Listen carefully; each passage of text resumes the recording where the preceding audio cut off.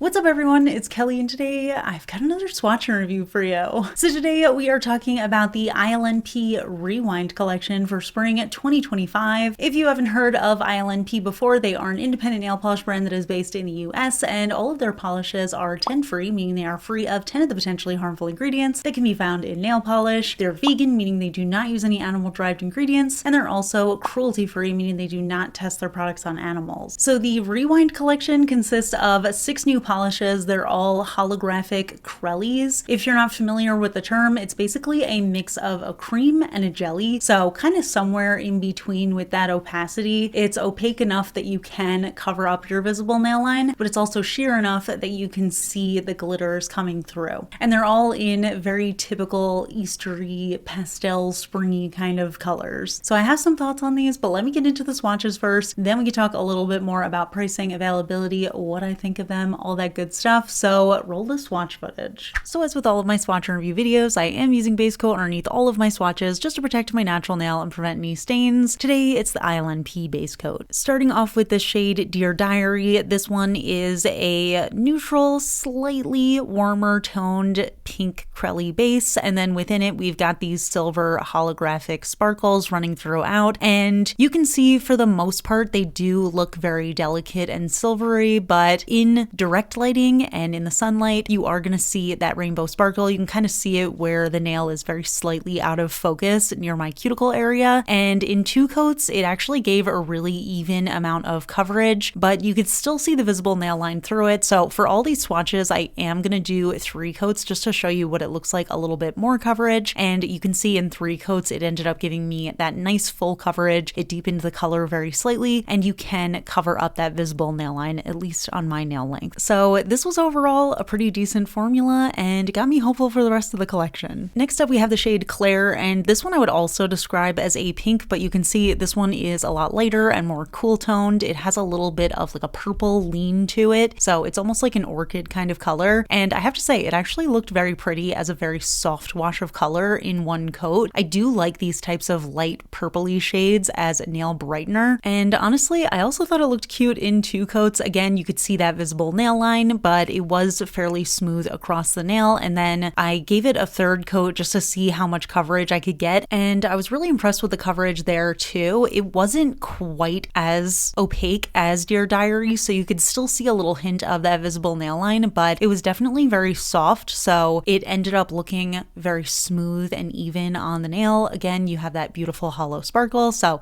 it's a nice shade. Next up we have the shade Scrunchy, and this one is a really pretty periwinkle blue purple kind of crelly base, and then again within that we've got these silver hollow sparkles, and I could just see immediately that this formula was a little bit different. It still is the same as the others, but with this kind of color it's a little bit harder to get even coverage. I think it's always easier when you're working with more pinky tones just because they blend into the skin a little bit easier, but this one I was seeing that before it reached full opacity it wasn't quite there in terms of evenness across the nail. It applied really smoothly and it applied really nicely, but I didn't think it gave me nice coverage until 3 coats, and now looking at it on camera I kind of wish I had done a 4th coat because I feel like there are still some areas, especially you could see on that left side, where it was just a little bit too sheer for me. And then we have the shade Low Rise, which is a light blue crelly shade, again with the hollow sparkle running throughout, and again I could see that this one was a pretty sheer color, and I think that this one ended up actually giving me a little bit better coverage than Scrunchy. Again, in real life I did think that it was opaque enough in 3 coats. I don't think I would wear this one in 2 because I do think it was still a little bit patchy there, but in 3 I thought it looked decent. Again, on camera I'm kind of seeing a little bit of bare areas where I kind of wish I had done a 4th coat, but this is something that I kind of struggle with because in person I do feel like it gave me enough coverage, and because it was an easy formula to work with it looked smooth across my nail, unlike some of the other polishes in this type of formula, which we'll talk a little bit about at the end of this video. But yeah, I don't know, I'm a little conflicted on this one in the purple, not gonna lie. And then we have the shade Dollhouse, and this one is a very soft green pastel shade, and this was where in my opinion we got back to the better quality coverage coverage. So you could see the first coat wasn't quite there. The second coat I could definitely get away with if I was doing careful swatching because it does have that nice crelly look to it. It evens out pretty nicely. You could see when I first applied it, there was like a thicker line in the middle there, but as it dried, it kind of smoothed out across my nail, which is something I really appreciate about this formula. And again, just applying a third coat to see how much coverage I could get, and I was really impressed with that. You could barely see the visible nail line, but it still had that soft crelly-like kind of feel to it, and I do love that slightly cool tone to the green here. And the final shade in the collection is Lunchbox, and this one is a pastel yellow crelly, again with the silver hollow sparkle running throughout. And yellow is always a tricky formula. I always like to mention it in my reviews because I find that it is the most sheer color to work with, definitely more sheer than white in my opinion, so it always ends up taking me one more coat for yellows than it does for anything else, and I found that to be the case for this one as well. So I did actually end up doing 4 coats of this one. I just felt like it wasn't quite there in 3. You could see, and maybe it was a little bit of user error, but again on the left side I just felt like it was lacking a tiny bit of coverage, but I could probably get away with it if nobody was looking super close up at my nails. I just feel like it needed that 4th coat. One thing I will say about ILNP is that they have a very thin formula, so 4 coats on the nail doesn't feel like 4 coats of another brand. I would say it feels equivalent to 3 coats of a regular brand of nail polish, or even 2 coats of a thicker brand of nail polish, so I don't mind that as much. I'm not a huge fan of this color, so I'm not sure that I would wear it, but I do think it's pretty. I just don't really love this type of shade, you know? So here are all the shades, and I will say it was a mixed bag for me. I think in general, these performed pretty well. The blue and the purple gave me a little bit of issue in terms of opacity. I do wish I had done another coat of them, and I think the same is the case with the yellow shade, but in general, I think they all applied very smoothly, and I think they even out as they dry on the nail, which is very nice, especially compared to some of the other formulas that I've been sharing for springtime. And I know I do complain a lot about this sort of color story, but I'm not a huge fan of it personally. I think if we're talking objectively just about the formulas and if I think they're worth buying, I would say the majority of them is a yes. But for me personally, will I be reaching for these? Probably not. But I do want to talk about that a little bit more. And then I also want to talk about my feelings on these sort of crelly shades that have a little bit more difficult of a formula. So let's get into that. So yeah, those are the polishes. And personally, I'm not a huge fan of these. I don't really love the color story. I don't really love the muted pastels. And I do think that these are fairly sheer polishes, which I think in general with ILNP, I don't have a problem with because they do have a thinner, more buildable formula. But if it's a color I don't really like, I don't think it's worth the amount of coats. That being said, individually, I do like some of these colors. I just feel like when they're presented as this color story, it makes me like them less. So I feel like if I just pair them in my own ways and kind of look at them separately from the rest of the collection, it might be a lot easier for me to enjoy them. But yeah, I'm sure you've been noticing recently, I've been complaining a lot about these light crelly formulas that have flakies in them or have sparkles in them. And I do want to make a quick note about the difference between those and this collection. I would say generally the ones I've been complaining about have been more from mainstream brands. And the thing that I don't like about those is that they're not self-leveling, they're not very even to apply. And even if you do a bunch of coats, it still looks kind of patchy on the nail. Whereas for this collection, I do think that the formula objectively is easier to work with. And I think you can achieve a nice smooth nail. It doesn't look patchy. I think for me, it's just up to personal preference. But in general, I would say brands like ILNP tend to do better with these types of formulas. So that's not an issue with them. If you do like these colors and you don't mind doing more coats, I think that these are the colors that you should definitely lean towards rather than the ones from other brands that I've said I don't really enjoy as much, because I think that those formulas just didn't perform as well. And also, that said, I feel like one of the reasons to go towards mainstream brands is because the price is usually lower, but ILNP is just one of those brands that's very inexpensive. So I feel like you're kind of getting a boutique indie brand at the price of a mainstream brand, which is really nice in my opinion. So yeah, all these polishes are available on the ILNP website. They come in 12 milliliter bottles. They do feature what I like to call a medium wide flat brush that has a straight tip. So I feel like it's kind of a compromise for the people who prefer the round skinny brush and the people who prefer the wide flat brush with the rounded tip. But anyway, all these polishes retail for $10 USD on the ILNP website, so I'll I'll link that below. If you purchase them during the pre-order sale, they are going to be $1 off, meaning they're $9 USD each. And that is the case with all ILNP pre-orders. So I always try to get my reviews out a little bit early so you can see the polishes ahead of time and get a good savings on them. But I'm curious to hear your thoughts. What do you think of these? I know I have my very strong opinions about these muted springy pastels. Tell me if you disagree with me. Let me know what you think of this sort of crelly formula, and if you think it is different from the mainstream ones that I haven't really been enjoying lately. You can leave all of your thoughts in the comments. We can chat about it. If you enjoy my swatch and review videos, I would really appreciate if you could give this one a like. It really helps me out. It lets me know I'm doing a good job. And if you're not already subscribed to my channel, I would really appreciate if you could subscribe. I love you all, and I'll see you all in my next video.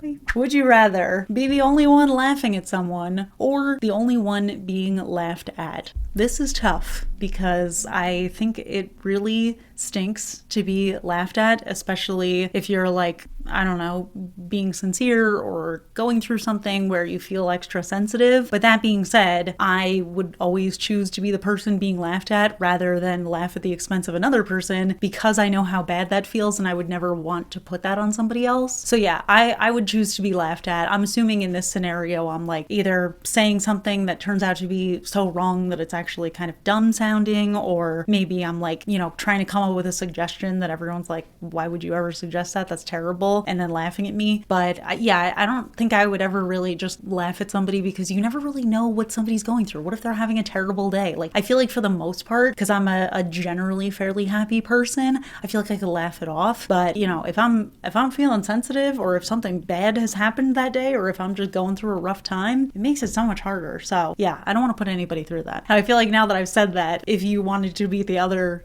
person in this scenario, you probably feel bad saying it. But let me know your honest opinion in the comments. Let me know what your feeling is on that. And I will see you all in my next video. Bye.